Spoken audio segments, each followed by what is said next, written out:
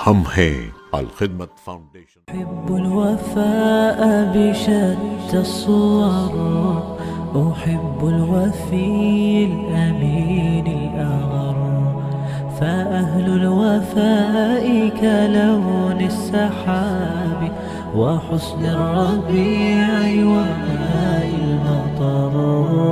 أحب الوفاء بشتى الصور، أحب الوفي الأمين الأغر، فأهل الوفاء كلون السحاب وحسن الربيع وماء المطر.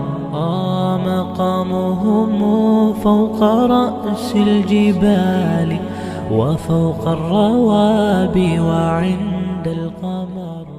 मेरा नाम नवीदुल्लाह है। मैं जनूबी बलूचिस्तान का रहायशी हूँ। यहाँ पर अल खिदमत चाइल्ड प्रोटेक्शन सेंटर में बतौर टीचर काम करता हूँ। वाना जनूबी बलूचिस्तान का इलाका है। यहाँ पर मुफलिसी और गुर्बत बहुत ज़्यादा है। यहाँ बच्चे स्कूल को इसलिए नहीं जाते क्योंकि यहाँ पर गुर्बत और मुफलिसी बहुत ज़्यादा है और बच्चे काम करने पर मजबूर हैं। यहाँ पर अमूमन बच्चे होटल, रेस्टोरेंट, ऑटो वर्कशॉप पर काम करते हैं। इसके अलावा सब्जी और लकड़ियाँ बेचते हैं। ये काम करते हैं ताकि अपने ख़ानदान की किफ़ालत कर सके। अल खिदमत ने इन्हीं बच्चों को तालीम की तरफ माइल करने के लिए यहाँ पर चाइल्ड प्रोटेक्शन सेंटर बनाया है ताकि वो मजदूरी के साथ साथ अपने बेहतर मुस्तकबिल भी बना सके।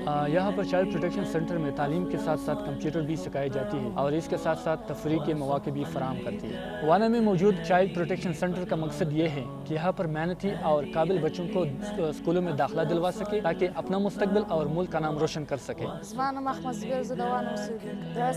सेंटर की सबक है मापलार रोटी खरसईज लायटिम दलतराजम मादलता बेसिस दकड़े मादी मड़ी दवा दकड़े दे बिस्मिल्लाह वाला बरकतुल्लाह दलता मिस्ता कंप्यूटर हंस दकई मिस दलता डीर खुशलाई। अल खिदमत जिंदाबाद, पाकिस्तान जिंदाबाद। السحاب وحسن الربيع وماء المطر.